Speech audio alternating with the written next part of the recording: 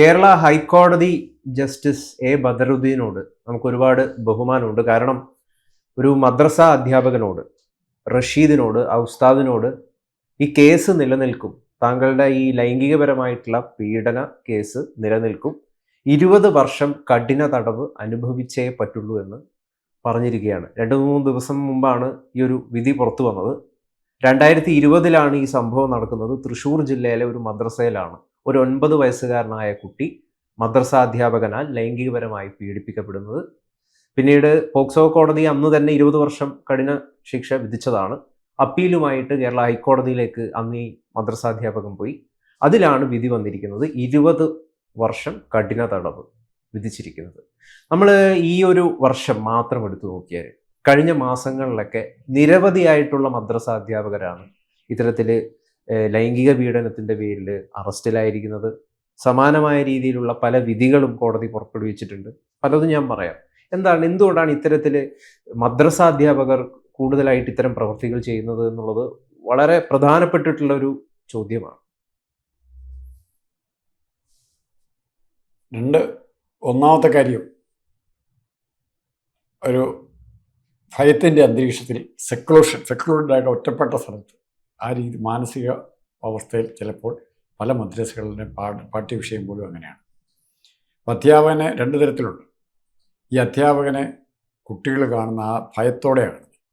മിക്ക അധ്യാപകരുടെ കയ്യിൽ, അതേ മദ്രസയിൽ അല്ലെങ്കിൽ പുറത്താണെങ്കിൽ പോലും വടിയാണ്. ഇടയ്ക്കിടയ്ക്ക് ഒരാൾക്ക് നമുക്കിട്ട് അടിക്കണമെന്നില്ല, അപ്പുറത്തെ കൊച്ചിനിട്ട് അടിക്കുന്ന കണ്ടാൽ ഈ അധ്യാപകനെ കുറിച്ച് പേടി, ഭയം നമ്മുടെ വളർന്നു വരും. പിന്നെ ഈ അധ്യാപകൻ കാണിക്കുന്ന വൃത്തികേടുകൾക്ക് അറിഞ്ഞോ അറിയാതെ, അത് വൃത്തികേടാണെന്ന് പോലും അറിയത്തില്ലാത്ത പ്രായമായിരിക്കും ചിലപ്പോൾ. വൃത്തികേടാണെന്ന് പോലും അറിയത്തില്ലാത്ത പ്രായത്തിൽ ഇവർക്കിത് വളരെ ഭംഗിയായിട്ട് ചൂഷണം ചെയ്യാൻ പറ്റും. പിന്നെ ഇവർക്കുള്ള ഗ്യാരണ്ടി, ഇവർക്കുള്ള ധൈര്യം കൊടുക്കുന്നത്, മദ്രസ അധ്യാപകന് ധൈര്യം കൊടുക്കുന്നത് ഈ കൊച്ച് പേടിച്ചിട്ട് പരാതിപ്പെടാൻ പോകില്ല. പിന്നെ താനൊരു മതത്തിൻ്റെ പ്രതിനിധി ആയതുകൊണ്ട് മതസംഘടനകളുടെ പ്രൊട്ടക്ഷൻ തനിക്ക് കിട്ടും. അല്ലെ അള്ളാഹുവിനെ ഓർത്ത്, അല്ലെ ശ്രീകൃഷ്ണനെ ഓർത്ത്, അല്ലെ ക്രിസ്തുവിനെ ഓർത്ത് ആരും എനിക്കെതിരായി പരാതിപ്പെടില്ല, ഞാൻ അവരുടെ പ്രതിനിധിയാണ് എന്നുള്ള ഭാവമുണ്ട്. ആ രീതിയിൽ ജനങ്ങളെ വിശ്വസിപ്പിക്കാൻ ഇവർക്ക് സാധിക്കുന്നുണ്ട്.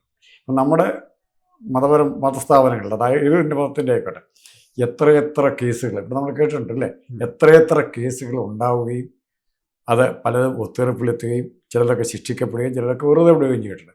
എന്നാൽ ഇതിൻ്റെയൊക്കെ 100 ഇരട്ടി കേസുകൾ ഇത് റിപ്പോർട്ട് ചെയ്യാതെ പോകുന്നുണ്ട്. എന്തെങ്കിലും പ്രശ്നം ഉണ്ടായിക്കഴിഞ്ഞാൽ കൊച്ചിൻ്റെ രക്ഷകർത്താക്കളെ വിളിക്കുക, അല്ലെങ്കിൽ സ്വന്തക്കാരെ വിളിക്കുക, അല്ലെങ്കിൽ തലത്തെ രാഷ്ട്രീയ നേതാവിനെ വിളിക്കും. ഇവരെ വിളിച്ച് ഇത് പറഞ്ഞ് പൈസ കൊടുത്തോ മറ്റു രീതിയിലോ ഒത്തുതീർപ്പാക്കി പോകുന്ന ഇഷ്ടം പോലെ കേസുകളുണ്ട്. ഇവിടെ ഇപ്പോൾ ഈ 9 വയസ്സുകാരനായിട്ടുള്ള ആൺകുട്ടിയെയാണ് ലൈംഗികപരമായിട്ട് ഈ പ്രകൃതി വിരുദ്ധ പീഡനം നടത്തി എന്നുള്ളതാണ് കേസ്. ഈ ക്രൈം നമ്മുടെ മാധ്യമങ്ങളിലൊക്കെ, പല മാധ്യമങ്ങളിലും ശരിക്കും പറഞ്ഞു കഴിഞ്ഞാൽ മൂടി വെക്കപ്പെടുകയാണ്, വലിയ രീതിയിൽ ചർച്ച ചെയ്യുന്നില്ല. നമുക്കറിയാം, പാലത്തായിലെ ഒരു അധ്യാപകൻ ഒരു പെൺകുട്ടിക്ക്, എനിക്ക് തോന്നുന്നു 10 വയസ്സുള്ള ഒരു പെൺകുട്ടിയെ എന്താണ് ചെയ്തത്, പിന്നീട് എങ്ങനെയാണ് അത് വലിയ രീതിയിൽ ചർച്ചയായത്, പിന്നീട് അതിനെക്കുറിച്ച് എന്ത് സംഭവിച്ചു എന്നുള്ള കാര്യങ്ങളൊക്കെ, ആരാണ് ജനകീയ പ്രക്ഷോഭമൊക്കെ നടത്താനായിട്ട് മുൻപന്തിയിൽ ഉണ്ടായിരുന്നത് ഈ അധ്യാപകനെതിരെ എന്നുള്ളതൊക്കെ നമുക്കറിയാം. അദ്ദേഹം ഒരു BJP-കാരൻ കൂടിയായിരുന്നു. അപ്പോൾ അതിൻ്റെതായ രീതിയിലുള്ള ഒരു ഇടപെടലും പല ആളുകളുടെ ഭാഗത്തു നിന്നും രൂപപ്പെട്ടിട്ടൊക്കെ ഉണ്ടായി. സാർ, ഇവിടെ ഉള്ളൊരു വിഷയം എന്ന് പറയുന്നത്, ഇത്തരത്തിലുള്ള ക്രൈമുകൾ വേണ്ട രീതിയിൽ റിപ്പോർട്ട് ചെയ്യപ്പെടുന്നില്ല എന്ന് പറയുന്നൊരു സംഗതിയാണ്. ഇപ്പൊ സാറ് പറഞ്ഞ പോലെ എല്ലാ മതത്തിലും പുഴുക്കുത്തുകളുണ്ട് തീർച്ചയായിട്ടും. പക്ഷേ ഈ മദ്രസ അധ്യാപകർ എന്ന് പറയുന്നത് ആരാണ്? കുട്ടികൾക്ക് നേർവഴി പകർന്നു കൊടുക്കേണ്ട നല്ല പ്രവൃത്തികൾ ചെയ്യുന്ന ആളുകളാണ് എന്നുള്ളതാണല്ലോ നമുക്ക് അറിയുന്ന കാര്യം. അങ്ങനെയുള്ള ആളുകൾ ഇത്തരം രീതിയിലുള്ള പ്രവൃത്തികളിൽ ഏർപ്പെട്ടു പോകുന്നത് എന്തുകൊണ്ടാണ്? ഞാൻ പറയുന്നത്, ഇത് ഒറ്റപ്പെട്ട സംഭവമല്ല. അപ്പം നമ്മൾ കഴിഞ്ഞ മാസം 2 മാസങ്ങൾക്ക് മുമ്പ് തന്നെ, മാർച്ചിൽ തന്നെ ഇത്തരത്തിൽ സമാനമായിട്ടുള്ളൊരു കേസ് ഉണ്ടായിട്ടുണ്ട്. അത് 12കാരനെ ലൈംഗികമായി പീഡിപ്പിച്ചതിന് മദ്രസ അധ്യാപകന് 30 വർഷം കഠിന തടവാണ്, 1 ലക്ഷം രൂപ പിഴയുമാണ് കോടതി ഇതാക്കിയത്. അത് കണ്ണൂരായിരുന്നു സംഭവം. അതായത് 39കാരൻ നസീബിനെയാണ് കണ്ണൂർ ഫാസ്റ്റ് ട്രാക്ക് സ്പെഷ്യൽ കോടതി ജഡ്ജി MT ജലജ റാണി ഈ കേസ് പരിഗണിച്ച് വിധിയൊക്കെ പുറത്തു കൊണ്ടുവന്നു. അതും ഈ പ്രകൃതി വിരുദ്ധ പീഡനമാണ്. പിന്നീട് നമ്മൾ 2025 നവംബറിൽ നോക്കുകയാണെങ്കിൽ ഇത് സമാനമായിട്ടുള്ള രീതിയിലുള്ള ഒരു പോക്സോ കേസ് ഉണ്ട്. മദ്രസ അധ്യാപകന് 14 വർഷം കഠിന തടവ്, 4000 രൂപ പിഴ ശിക്ഷ. അത് കിദൂർ സ്വദേശി അബ്ദുൾ ഹമീദിനെയാണ് അതായത് 12കാരിയെ, ഒരു പെൺകുട്ടിയാണ്, 12കാരിയെ മദ്രസയിൽ വെച്ച് ലൈംഗികമായി ആക്രമിച്ചു, പീഡിപ്പിച്ചു എന്നുള്ളതായിരുന്നു കേസ്. പിന്നീട് നമ്മൾ ഞാൻ പറഞ്ഞ മാർച്ചിലെ സംഭവം എന്ന് കഴിഞ്ഞാൽ 11കാരനെ ലൈംഗിക അതിക്രമത്തിന് ഇരയാക്കിയതിന് കാഞ്ഞങ്ങാടായിരുന്നു 5 വർഷം കഠിന തടവ്. ഞാൻ പറയുന്നത് ഇത് ഒറ്റപ്പെട്ട സംഭവമല്ല, ഇതിങ്ങനെ നിരന്തരമായിട്ട് പലതും നടന്നുകൊണ്ടിരിക്കുകയാണ്.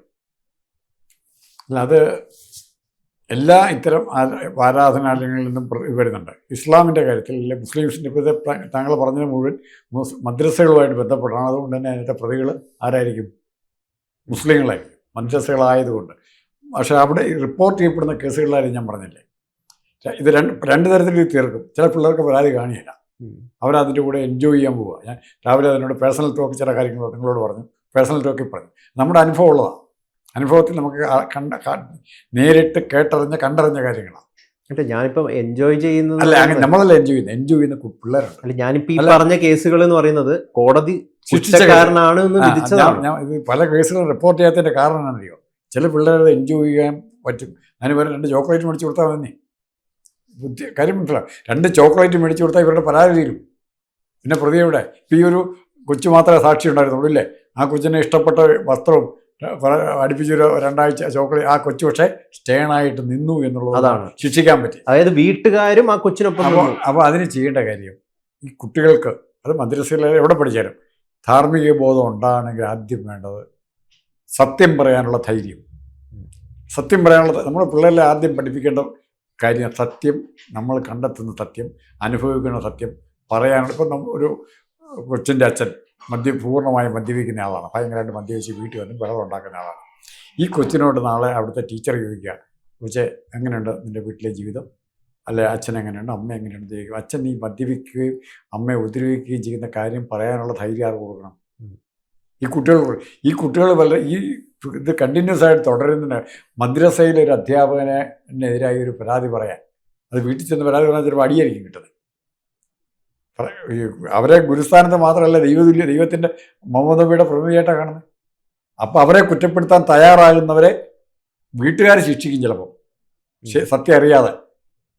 അല്ല, ഇയാൾ പറയുന്നതിനായിരിക്കും അറിയാമോ, മദ്രസയിൽ അധ്യാപകൻ ഇവനെ ഞാൻ 2 തല്ലി, മറ്റേ ശ്രദ്ധിക്കാതിരുന്നതിന് തല്ലി, അതിൻ്റെ ദേഷ്യത്തിൽ പറയുന്നതെന്ന് പറയും.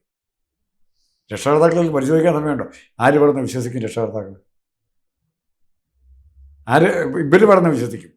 മദ്രസ അധ്യാപനം മാത്രമല്ല വരുന്നത്, എൻ്റെ പ്രിൻസിപ്പളുണ്ട്, പ്രിൻസിപ്പൾ ബാക്കിയുള്ളവരെല്ലാവരും കൂടെയാണ് പറയുന്നത്. അല്ലെങ്കിൽ അവസാനത്തെ അടവുണ്ട്, നമ്മുടെ സമുദായത്തിന് ചീത്തപ്പേരാവും. ലാസ്റ്റ് റിസോർട്ടാണ്, നമ്മുടെ സമുദായത്തിന് ചീത്തപ്പേരാവും, നമ്മുടെ കുടുംബക്കാർക്കൊക്കെ ചീത്തപ്പേരാവും. അതുകൊണ്ട് ഇത് വലിയ ഇഷ്യൂ ആക്കണ്ട, എങ്ങനെ തീർക്ക്, ഇത്ര രൂപ അല്ലെ 1 ലക്ഷം രൂപ അല്ലെ 10 ലക്ഷം രൂപ മേടിച്ച് തന്നേക്കാം. ഇത്തരം ചില കാര്യങ്ങളിൽ സമുദായം മൊത്തത്തിലെടുക്കുന്ന സമ്മർദ്ദം പല കേസുകളും ഇല്ലാതാക്കാൻ ശ്രമിക്കുന്നുണ്ട്. ഇത് അത്തരം സമ്മർദ്ദങ്ങളെ അതിജീവിച്ച് ധൈര്യപൂർവ്വം മുമ്പോട്ട് വരാൻ തയ്യാറായ സംഭവങ്ങളാണ് ശിക്ഷിക്കപ്പെടുന്നത്. അല്ലെങ്കിൽ അത് അന്വേഷിച്ച പോലീസ് ഉദ്യോഗസ്ഥൻ വളരെ തൻ്റെടം കാണിക്കുന്നവനായിരിക്കും. അല്ലെ ഇന്നത്തെ കാലത്ത് അങ്ങനെ തൻ്റെടം കാണിക്കുന്ന പോലീസ് ഉദ്യോഗസ്ഥരൊന്നുമില്ല, അതാണ് കാലം. അപ്പോൾ ഇതിന് ഒരവസ്ഥ മാറണമെങ്കിൽ എന്ത് ചെയ്യാൻ പറ്റണം? ആദ്യം ഞാൻ പറഞ്ഞു, ധൈര്യം, സത്യം പറയാനുള്ള ധൈര്യം. ഇങ്ങനെയുള്ള വാർത്തകൾ, മറ്റൊരു അപകടം കൂടിയുണ്ട്. ഇങ്ങനെയുള്ള വാർത്തകൾ പുറത്ത് വന്നു കഴിഞ്ഞാൽ, അല്ലെങ്കിൽ റിപ്പോർട്ട് ചെയ്യപ്പെട്ട് കഴിഞ്ഞാൽ ചിലപ്പം വീട്ടുകാർ ഭയന്നിട്ട് കുട്ടികളെ മദ്രസയിലേക്ക് അയക്കാതെ വരുമോ എന്നുള്ളതിൻ്റെ ഒരു സാഹചര്യം ഉണ്ടല്ലോ. അങ്ങനെ ഉണ്ടാവും, ഇപ്പോൾ ഒത്തിരി ഉണ്ട്, അങ്ങനെയൊക്കെ ഉണ്ട്. അല്ല, ഇപ്പം നിരവധിയായിട്ടുള്ള മുസ്ലിം കുടുംബത്തിലെ കുട്ടികളെ ഒന്നും മദ്രസയിൽ അയക്കുന്നില്ല. അത് ഒത്തിരി ഉണ്ട്. അതുപോലെ പുരോഹിതരാകാൻ പോകുന്ന ഇപ്പോൾ ഹിന്ദുമതം തന്നെ വളരെ കുറവാണ്. ക്രിസ്തുമതത്തിൽ പുരോഹിതരാകാൻ പോകുന്നവരുടെ എണ്ണം കുറഞ്ഞില്ല. മറ്റൊക്കെ ഒരു വീട്ടിൽ നിന്ന് ഒരാൾ പുരോഹിതനുണ്ടെന്ന് പറയാൻ ഗമയായിരുന്നു, പുരോഹിതനുള്ള വീട്. ആ സിറ്റുവേഷൻ മാറിയിട്ട് പൗരോഹിത്യത്തിൻ്റെ ആ ബഹുമാനം പോയിട്ട് താഴോട്ട് വന്നു. പിന്നെ ഇപ്പോഴും പൗരോഹിത്യമായിട്ട് ബന്ധപ്പെട്ട് നിൽക്കുന്നതിൻ്റെ വേറൊരു കാരണം സാമ്പത്തികമായ മെച്ചങ്ങളുണ്ട്. ഇപ്പോൾ ഇവർക്ക് സ്ഥാപനങ്ങളുണ്ട്, മുസ്ലിംകൾക്ക് വിദ്യാഭ്യാസ സ്ഥാപനങ്ങളുണ്ട്. അപ്പോൾ തുടർ പഠനത്തിന് അവിടെ പഠിക്കാൻ പോകാൻ പറ്റും, അഡ്മിഷൻ കിട്ടുന്ന എളുപ്പമുണ്ട്. മാത്രമല്ല അത്യാവശ്യ സാമ്പത്തിക സഹായവും സമുദായമായിട്ട് ചെയ്യും. അത്രയും സൗകര്യങ്ങൾ കിട്ടിക്കൊണ്ടിരിക്കുന്ന അവിടുത്തെ മദ്രസയിലെ പുരോഹിതനെതിരായി അല്ല ഉസ്താദിനെതിരായി ഒന്നും പറയില്ല.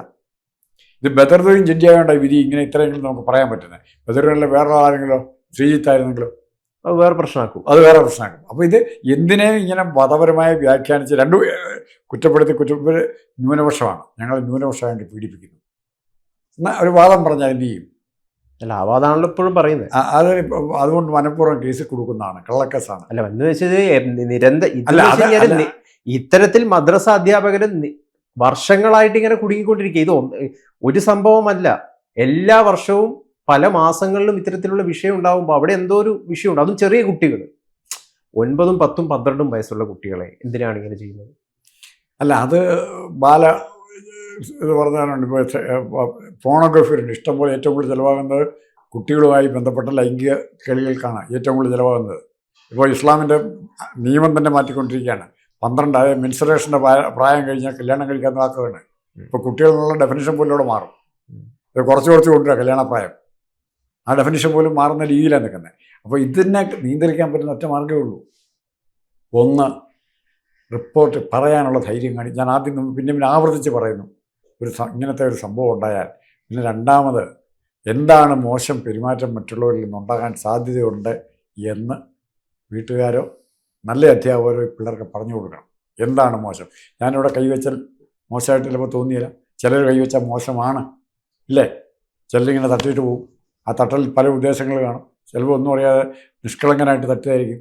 പക്ഷേ ഇതിനെല്ലാം കുട്ടികൾക്ക് തിരിച്ചറിയാൻ പറ്റും. കുറച്ചൊക്കെ അറിയാൻ പറ്റും. സ്പർശനം എങ്ങനെയുള്ളതാണ് എന്ന് തിരിച്ചറിയാൻ പറ്റും. ചിലർ കെട്ടിപ്പിടിച്ചാൽ വിടിയല്ല. നമ്മൾ അടുത്ത നാൾ രാഷ്ട്രീയ നേതാവിൻ്റെ കണ്ടതാണല്ലോ, ഇല്ലേ?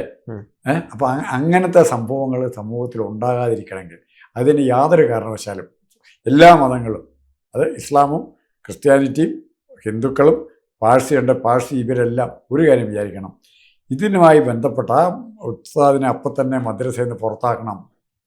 അങ്ങേർക്കെതിരായിട്ട് നിയമ നടപടിക്ക് മുൻപിൽ വരേണ്ടിയിരുന്ന ആ മദ്രസയാണ് വരേണ്ടിയിരുന്നത്, അതിൻ്റെ അധികാരികളാണ് വരേണ്ടിയിരുന്നത്. ആ ഒരു രീതിയിലേക്ക് വന്നാൽ നിൽക്കും. എനിക്ക് പ്രൊട്ടക്ഷൻ കിട്ടിയാലെന്ന് തോന്നൽ വന്നാൽ ഞാൻ ഇവിടുന്ന് ഒഴിവായി പോകും. എങ്ങനെയാണ്? ഇതങ്ങനെയല്ല. എനിക്ക് എല്ലാ പ്രൊട്ടക്ഷനും കിട്ടുകയാണ്. ഞാനൊരു സ്ഥാനത്തിരിക്കുകയാണ്. സമുദായത്തിൻ്റെ പേരിൽ ഞാൻ രക്ഷപ്പെടുകയാണ്. ഇത്ര കേസുകൾ എങ്ങനെയുണ്ട്? കന്യാസ്ത്രീകളുടെ കാര്യത്തിലും പുരോഹിതന്മാരുടെ കാര്യത്തിലും ആകെ ഞാൻ കണ്ടിരിക്കുന്ന 2 കേസ്. ജയലളിത തമിഴ്നാട് മുഖ്യമന്ത്രിയായിരുന്നപ്പോൾ 2 പേരെ അറസ്റ്റ് ചെയ്തു. അറിയാമോ? മതപരമായ ഇൻസൾട്ട് ചെയ്ത് പ്രശ്നങ്ങളുണ്ടാക്കി 2 പേരെ അറസ്റ്റ് ചെയ്തു. ഒന്ന് നമ്മുടെ അബ്ദുൽ നാസർ മദനി ഇവിടെ ജയിലിലിട്ടു. അവരാ പിടിച്ച് ജയിലിലിടുന്നത്. 2 സ്വാമി ജയേന്ദ്ര, അത് പീഡന കേസാണ്. സ്വാമി ജയേന്ദ്ര സരസ്വതി. അതിനുള്ള ധൈര്യം കാണിച്ച ഏക ഭരണാധികാരി അവരാ. ഏക ഭരണാധികാരി. മദനിയെ ജയേന്ദ്ര സരസ്വതി ഒരേ സമയം പിടിച്ച് ജയിലിലിട്ടു. അപ്പോൾ വലിയ തർക്കം ഉണ്ടാകുകയില്ല. അതിനും ബന്ദ് നടന്ന ഒറ്റ സ്റ്റേ ഉള്ളൂ. ഈ 2 കാര്യത്തിനും ബന്ദ് നടന്ന എവിടെയാണെന്നറിയോ? ഹർത്താലും ബന്ദ് നടന്ന കേരളത്തിൽ. കേരളത്തിൽ അഡ്വാൻസ്ഡാണെന്ന് നമ്മൾ പറയണ്ട. അങ്ങനെയല്ല സ്ഥിതി. പുറമേ കാണുമ്പോൾ വലിയതാണ്. ഇവിടെ ഹർത്താലും ബന്ദ് നടന്ന സ്റ്റേറ്റായത്. ഇവരുടെ നാട്ടിൽ നടന്നില്ല. അല്ല, ഈ വിഷയത്തിൽ സ്വതന്ത്രമായിട്ട് നമ്മളെ നാട്ടിലിരുന്നു കൊണ്ട് സംസാരിക്കാൻ പറ്റാത്തതിൻ്റെ കാര്യം എന്താണെന്ന് വെച്ച് കഴിഞ്ഞാൽ അതിന് കുറേയധികം കാരണങ്ങളുണ്ട്. അതിൽ ഏറ്റവും ആദ്യത്തെ കാരണം എന്താണെന്ന് വെച്ച് കഴിഞ്ഞാൽ, ഇതിനെക്കുറിച്ച് നമ്മൾ സംസാരിച്ചാൽ ഉടനടി ഏറ്റവും അടുത്ത സ്പോട്ടിൽ തന്നെ പറയാൻ പറ്റുന്ന ഒരു കാര്യമാണ് ഇസ്ലാമോഫോബിയ പടർത്തുകയാണ്. മദ്രസാധ്യാപകൻ 9 വയസ്സുകാരനായിട്ടുള്ള ഒരു കുട്ടിയെ കോവിഡ് കാലഘട്ടത്തിൽ ഒരു സംശയത്തിൻ്റെ ഒരു എക്സാമുമായി ബന്ധപ്പെട്ടിട്ട് ഒരു സംശയത്തിനായിട്ട് മദ്രസയിൽ വിളിക്കുന്നു. ആ 9കാരനെ മടിയിൽ പിടിച്ചിരുത്തിയിട്ട് എന്തൊക്കെയോ ചെയ്യുന്നു. ഈ കുറ്റകൃത്യം 2020 പോക്സോ കോടതി കണ്ടെത്തുകയും 20 വർഷം കഠിന ശിക്ഷയ്ക്കായിട്ട് വിധിക്കുകയും ചെയ്തു. അപ്പീലുമായിട്ട് അദ്ദേഹം ഹൈക്കോടതിയിലേക്ക് പോകുന്നു. അപ്പം പറഞ്ഞ വാദം എന്താണെന്ന് വെച്ച് കഴിഞ്ഞാൽ, ഞാൻ സുന്നിയാണ്, മറ്റേ കുട്ടി എന്ന് പറയുന്നത് മുജാഹിദ് വിഭാഗമാണ്. അപ്പോൾ മുജാഹിദുകാർക്ക് എനിക്കെതിരെ നടത്തുന്ന കള്ളപ്രചരണമായിട്ടാണ് കോടതിയിൽ വാദം അദ്ദേഹം വിസ്തരിച്ചത്. പക്ഷെ അതൊക്കെ ഈ ബദറുദ്ദീൻ എടുത്തിട്ട് വലിച്ചെറിയുകയാണ് ചെയ്തത്. ഈ കുട്ടി ആണെങ്കിൽ ഇത്രയും വർഷമായിട്ട് തൻ്റെ അതേ മൊഴിക്കൊപ്പം ഉറച്ചു നിൽക്കുകയും ചെയ്തു. വീട്ടുകാരുടെ സപ്പോർട്ട് തീർച്ചയായിട്ടും ഉണ്ടായിട്ടുണ്ട്. അപ്പം ഇത്തരത്തിലുള്ളൊരു ക്രൈമിനെ കുറിച്ച് പറഞ്ഞു കഴിഞ്ഞാൽ ഉടനടി ഇസ്ലാമോഫോബിയ, ഇങ്ങനെയുള്ളൊരു ഭയം, ഈ ഭയം യഥാർത്ഥത്തിൽ കൃത്യമായിട്ട് പ്രചരിപ്പിക്കുകയും അതുകൊണ്ട് തന്നെ പലതും ആളുകളെ കൊണ്ട് സംസാരിപ്പിക്കാൻ ഭയപ്പെടുത്തുക, അല്ലെങ്കിൽ ഭയപ്പെടുത്തി കീഴ്പ്പെടുത്തുക എന്ന് പറയുന്ന ഒരു സമീപനം. അതുകൊണ്ടാണ് പലർക്കും പറയാൻ പറ്റാത്തത്. അപ്പോൾ താങ്കൾ പറയുന്നത് നമ്മുടെ നാടുകളിലെല്ലാം സെമിറ്റിക് മതങ്ങൾ പ്രത്യേകിച്ചും ദൈവഭയം എന്നാണ് പറയുന്നത്. ദൈവഭയത്തോടെ ജീവിക്കണം. ദൈവഭക്തിയോടെ എന്ന് പറയുന്നതിനേക്കാൾ സ്ട്രെസ് ചെയ്ത് പറയുന്നത് എന്നതാണ് ദൈവഭയം. ഈ പീഡിപ്പിക്കാൻ വന്ന പുരോഹിതനാരാ? ദൈവത്തിൻ്റെ നേരെയുള്ള പ്രതിനിധിയാണ്. നമ്മൾ കഴിഞ്ഞാൽ നമുക്ക് ദൈവത്തിലേക്ക് പോകണമെങ്കിൽ ഈ പുള്ളി വഴി വേണം പോകാൻ. ആ പുള്ളി പിടിപ്പിച്ചാൽ മിണ്ടണോ വേണ്ടയോ? ആളെ അങ്ങോട്ട് പോകേണ്ടതാ. സ്വർഗത്തിലേക്കുള്ള വഴി കാണിച്ചാലായിരിക്കുന്ന മനുഷ്യനായത്. എന്ത് ചെയ്യും? അതുകൊണ്ട് ക്ഷമിക്കുക. ആ രീതിയിലാണ് നമ്മുടെ ഇവിടെ നടക്കുന്ന. പിന്നെ എന്തുകൊണ്ട് ഹൈന്ദവരുടെ കേസ് കൂടുതൽ വരുന്നു എന്നുള്ളതെന്ന് ചോദിച്ചാൽ ഇത് ഇപ്പം അല്ല, ഇത് ജനസംഖ്യ ഇവിടെ കൂടുതലുണ്ടോ ആ ജനവിഭാഗത്തിൽപ്പെട്ടതായിരിക്കും പ്രതികൾ. ഇപ്പം ഇത് നമ്മൾ പറയുന്ന മലബാർ ഭാഗത്തെ കാര്യങ്ങൾ പറയുന്നത് കൂടുതലാണ്. ഇങ്ങോട്ടും മാറുന്നുള്ള മദ്രസകൾ അത്രയില്ല, ഉണ്ടായിരിക്കും, പക്ഷെ റിപ്പോർട്ട് ചെയ്യപ്പെടുന്നില്ല. ഉണ്ടോ? അവിടെ കൂടുതലാണ്. കുറച്ചുകൂടെ മാറിക്കഴിഞ്ഞാൽ ക്രിസ്ത്യൻസിൻ്റെ കാര്യത്തിൽ വരും, ഈ തിരുവിതാംകൂർ ഭാഗത്തേക്ക് വരുമ്പോൾ അത് പോപ്പുലേഷൻ അത്രയും കൂടുതലാണ്. ആ മലബാറിലാണ് ഈ മുസ്ലിംസിൻ്റെ പേര് വരുന്നത്. പക്ഷേ മതസംഘടനകൾക്ക് ഒന്നും ചെയ്യാൻ പറ്റും. അവർ വേറെ കാര്യങ്ങൾക്കൊക്കെ പ്രതിഷേധിക്കാൻ വരുന്നുണ്ടല്ലോ. 5 സെൻറ്റ് സ്ഥലം പോയാൽ പ്രതിഷേധിക്കാൻ വരും, ധർണയ്ക്ക് വരും. അതായത് ബന്ധപ്പെട്ട മതത്തിലുള്ളവർ തന്നെ പ്രതിഷേധിക്കാൻ വന്നാൽ ഈ ഉസ്താദിനെ ശിക്ഷിക്കണമെന്ന് ആവശ്യപ്പെടുന്ന അവരിൽ നിന്ന് പറഞ്ഞായിരുന്നു ആദ്യത്തെ ആവശ്യം. സുന്നി വിഭാഗമായിരുന്നു. അപ്പോൾ അവരിൽ അത് ഷിയായിരുന്നു. ഷിയ വിഭാഗത്തിൽ നിന്ന് വരണമായിരുന്നു ആദ്യത്തെ പ്രതിഷേധം. ഞങ്ങളുടെ മതത്തിൽ അവനെ പുറത്താക്കാനോട് തയ്യാറാണ്. നമ്മൾ എല്ലാ കാര്യങ്ങളും പുറത്താക്കുന്നുണ്ടല്ലോ, പാർട്ടിനെ പുറത്താക്കും, കുറ്റങ്ങൾക്കെല്ലാം പുറത്താക്കുന്നു. ഇപ്പോൾ രാഹുൽ മാങ്കൂട്ടത്തെ പുറത്താക്കി. അപ്പോൾ അങ്ങനെ അതാത് സംഘടനകളിൽ നിന്നും ഇങ്ങനെയുള്ളവർക്ക് പ്രൊട്ടക്ഷൻ, അവർക്ക് കൊടുക്കുന്ന സംരക്ഷണം പിൻവലിക്കുകയും അവരെ ആ സംഘടനകളിൽ നിന്ന് പുറത്താക്കുകയും ചെയ്താൽ കുറേയൊക്കെ സാമൂഹിക നിയന്ത്രണം ഇതിനകത്ത് കൊണ്ടുവരാൻ പറ്റും. എന്തായാലും ഇസ്ലാമോഫോബിയ പ്രചരിപ്പിക്കുന്നുണ്ടെങ്കിൽ അത് ആരാണ് ആദ്യം പ്രചരിപ്പിക്കുന്നതെന്ന് വെച്ച് കഴിഞ്ഞാൽ ഈ കുട്ടിയുടെ മാതാപിതാക്കളാണ്. കാരണം ആ കുട്ടിയെ പിന്തുണച്ചുകൊണ്ട് ഈ ഉസ്താദിനെ ശിക്ഷിക്കപ്പെടണമെന്ന് അവരുടെ ഒരു ആഗ്രഹമാണല്ലോ. അപ്പോൾ അവർ കൂടെ നിന്നു എന്നുള്ളതാണ്. അവർക്കാണ് ശരിക്കും പറഞ്ഞു കഴിഞ്ഞാൽ കയ്യടി കൊടുക്കേണ്ടത്. അല്ല, അതിപ്പം ഒത്തിരി മാറി വരുന്നുണ്ട്, ഒത്തിരി മാറി വരുന്നുണ്ട്. ഇപ്പോൾ ഇത് ഈ മതമൊക്കെ പറയുമ്പോൾ ഒരു കാര്യമുണ്ട്, എത്ര മൊഴിയെല്ലാനുള്ള സ്വാതന്ത്ര്യമുണ്ട്. റിയാസിന് വരെ മൊഴിയില്ല, സമൂഹത്തിൽ മാന്യനായിട്ട് തുടരുകയും ചെയ്യാം. അപ്പോൾ ഇതിൻ്റെ അകത്തൊരു പ്രശ്നം, ഇന്ന് വിദ്യാഭ്യാസം ജോലിയും കിട്ടിയ മുസ്ലിം ചെറുപ്പക്കാരെ മൊഴിയിൽ നിന്നൊരു വളരെ ചുരുക്കം വരും, എണ്ണം കുറഞ്ഞു വരിക. അതുപോലെ ക്രിസ്ത്യൻസിന് ഛിദ്രം അല്ലെങ്കിൽ ഗർഭനിരോധനം അവർ സമ്മതിക്കാത്ത കേസാണ്, പള്ളി സമ്മതിക്കില്ല. പക്ഷേ എത്ര ക്രിസ്ത്യൻസിൽ നിന്ന് 2 മക്കളിൽ കൂടുതലുണ്ട്? 2 മക്കളിൽ കൂടുതൽ, 2 3 മാക്സിമം 3 കൂടുതൽ എത്ര പേരുണ്ട്? പണ്ടുണ്ടായിരുന്നു. ഇപ്പം അപ്പം മതങ്ങളും ആചാരങ്ങളും എന്തെല്ലാം പറഞ്ഞാലും കാലക്രമത്തിൽ മനുഷ്യൻ അറിവ് ആർജിച്ച് കഴിയുമ്പോൾ അതിൻ്റെ കർശനമായ ആചാരങ്ങളെ മറികടന്നുകൊണ്ട് മനുഷ്യൻ ചിന്തിക്കാൻ തുടങ്ങും. അപ്പോഴാണ് സ്വതന്ത്ര ഇന്ത്യ ഉണ്ടാകുന്നത്. അങ്ങനെ ഒരു സ്വതന്ത്ര ഇന്ത്യ ഉണ്ടെങ്കിലേ ധൈര്യം ഉണ്ടാവുള്ളൂ. നമുക്ക് മറയ്ക്കാനുണ്ടെങ്കിൽ, കള്ളത്തരമുണ്ടെങ്കിൽ നമുക്ക് ധൈര്യം കിട്ടിയില്ല. ആ ധൈര്യം കിട്ടുന്ന ഒരു തലമുറയായിട്ട് ഈ കുട്ടികളെ വളർത്തിയെടുത്താൽ ഇന്ത്യയും സുരക്ഷിതമാവും, ലോകവും സുരക്ഷിതമാവും. സാറ് പറഞ്ഞത് ധൈര്യമുള്ള, സ്വതന്ത്രമായിട്ട് ചിന്തിക്കാൻ പറ്റുന്ന കുട്ടികളെ വളർത്തിയെടുക്കുക, അതാണ് ഏറ്റവും വലിയ വിദ്യാഭ്യാസം.